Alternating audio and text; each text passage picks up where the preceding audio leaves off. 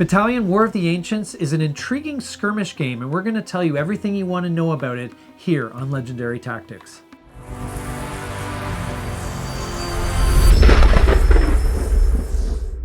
This is a really neat little lunchbox game, I think. This is attempts to basically compress a battle, an ancient warfare battle. It's about maybe 15, 20 minutes or so. Yeah. And I think it does pretty well for what it...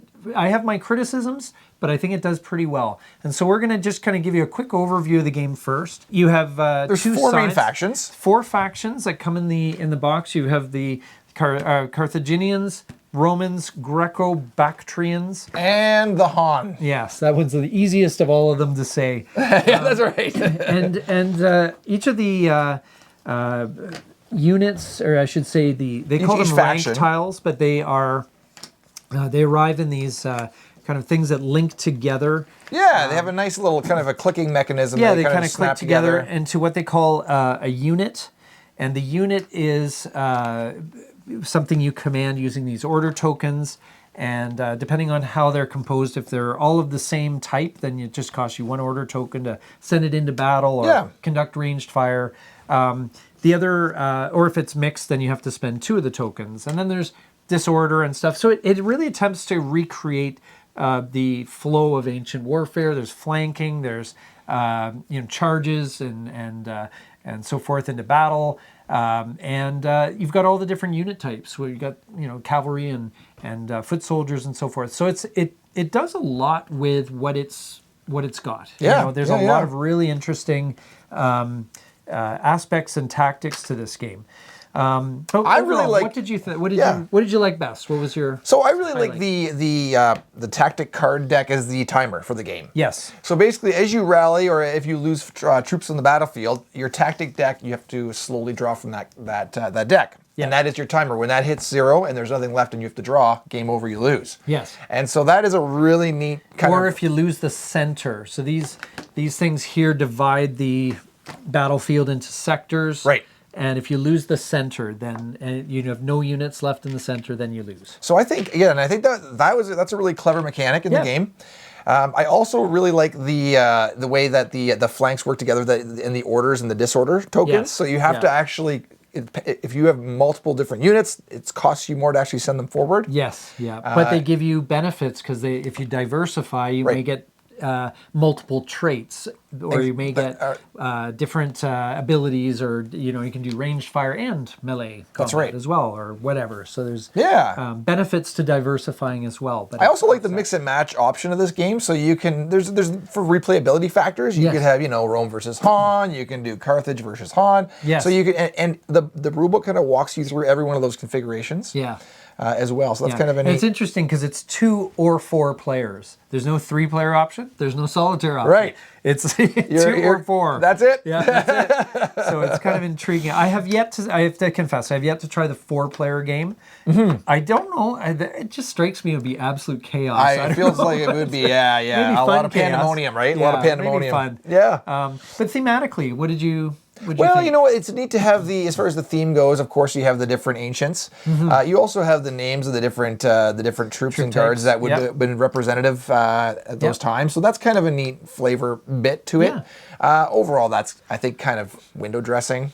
Besides that, I thought it did actually better than average. It was surprisingly good thematically, I think, because you had the cavalry doing acting it like cavalry. You had the you're talking about warfare as well. Yeah, just warfare, ancient warfare as it was conducted. I mean, that's it doesn't. Fair. Yeah. For what it is, you can't expect a multi-layered, in-depth thing in a 15, 20-minute game. No. But for what it does with the mechanics that it has, I think it actually does pretty well thematically. Okay. But with the mechanisms and so forth, did you feel that really worked well with the charging? Yeah, the order, disorder, and the archers from the back and shooting, and you could, you go long range. Yeah. Let's keep them back. And so you did kind of have to follow that idea. Yeah. Now, as far as playability goes, did you enjoy the gameplay? Did you find that I actually, fun back and forth? Yeah, I thought it went. It flows really smooth. It's got a very it's quick. Yeah, it's very quick. Yeah. And with practice, I think you'd be able to really play. You could probably fly through a game if you really I knew, think, yeah, 10, what 15 you wanted minutes to do. probably. Yeah. Once you get good at these, the bigger part probably is just getting the setup done. Yes. Getting all your different configurations the setup organized, sometimes right? can take a while. Yeah. You got to go through and Organizing that now you can correctly. you can even do what they call a mustering game, where you can actually essentially spend points and buy your own armies units. and create your own army and send it against a friend. That's so right. That's kind of neat. Yeah, it's a nice they also twist have on the it. preset historical type scenarios Setups, as well. Yep. How about you? No, I think mechanics-wise, I think it again, it does really well for a short game. I think it works pretty well. The order and disorder, once you've figured it out, I think it works pretty well. I think the one thing that's kind of funny about it is you have to keep in mind that it's only a 15-minute game, because I find that sometimes as the deck ticks down, you're like, oh, it's already the end of the game. I gotta like do stuff, and I'm running out of order tokens, and I don't have any, and so it takes a little bit of time to get used to that timing, because you kind of get into the battle, and then you kind of run out of gas, and you can't order any pieces anymore, and you gotta end the game. So it feels like you're just getting started, and then it's and then it the ends, rug's pulled out from under you. I find not this too game bad, though, but, this game is also maybe suffer from, even though it's simple, analysis paralysis. Where you're like, you're just trying to, which troops should I send forth? Should I keep them back? Should I focus on the center flank, the center or the flanks, and should I rally, not rally? So there are some questions you need to actually kind of puzzle through in this game. Yeah. What I like is that mechanism-wise is that if I send in a troop against like 3 of yours, I still get a base of 3 dice. Yes. Right? Yes. To attack. However, I can only assign 1 of those. So essentially, the more dice you add, even if you've only got the possibility of say 2 hits, but I could roll all 6. Right. It just improves my odds of success. It doesn't mean I'm going to do more damage. That's right. It's just going to mean a it's more likely likelihood that you're going to actually get hits. At least right? 1 hit, yeah. Yeah, and so that part for me was neat, because it's if you have a weaker force, you can still do some damage, but you're limited in what that damage can be against the larger force. But it's very simply represented very simply. I thought that was kind of neat. Yeah. Yeah. So drawbacks. Drawbacks, I would have to say that the rule set is not very intuitive. We did struggle with that a little bit. Yeah. So, you read originally through the rules, went through them. We sat down, we set it up. We were totally playing around. No fault to you, though. Yeah. You are the rule guy, though. I'm going to take this. I always defer to NATO, and the rules come into play here. But the rules are not poorly written. They're actually very clear. Everything more or less is there. I just found it very unintuitive. This whole spending order and disorder pulling and stuff, back and seeing that interaction. And even just the warfare, I found unintuitive. We had a lot of questions about the actual warfare. Yeah. Right? When you have battles. Yeah, it feels like there's still, even now, there's a few exceptions or a few rules where I'm not totally 100% clear on. Mm-hmm. And I've looked it up and I've read, there's nothing written, there's no extra detail that I can dig up that says, oh, this is how it works.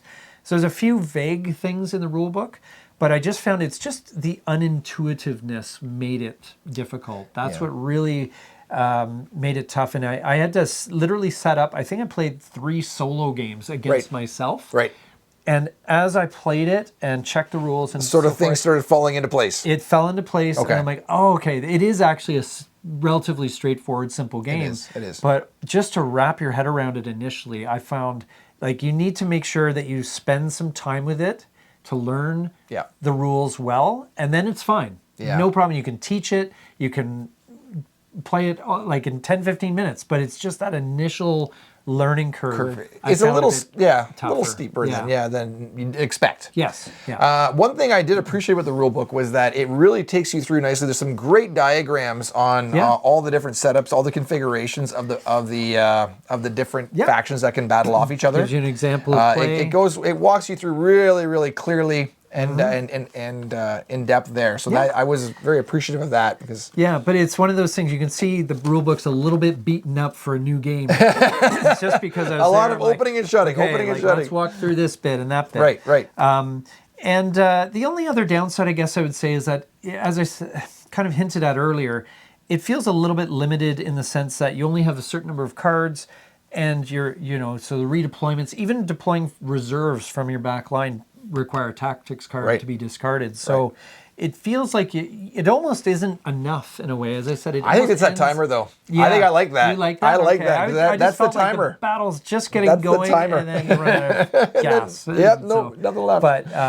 But anyway, those aside, I mean, again, as long as you spend some time with the rules and you're, investing, just be prepared to invest a bit of time in wrapping your head around the system. Yeah. Once you get it, it's actually really quite fun to play. Yeah. And I love that you can be wrapped up easily in half an hour. Yes. Right? Oh, yes. Easily in half an hour. So it's a nice little quick game. Yeah, that's great. So those are our thoughts on Battalion. What are yours? Please put them in the comments section below when you have a chance to try it. We'd love to hear what you think. And until next time, get out there, Get gaming, and be legendary.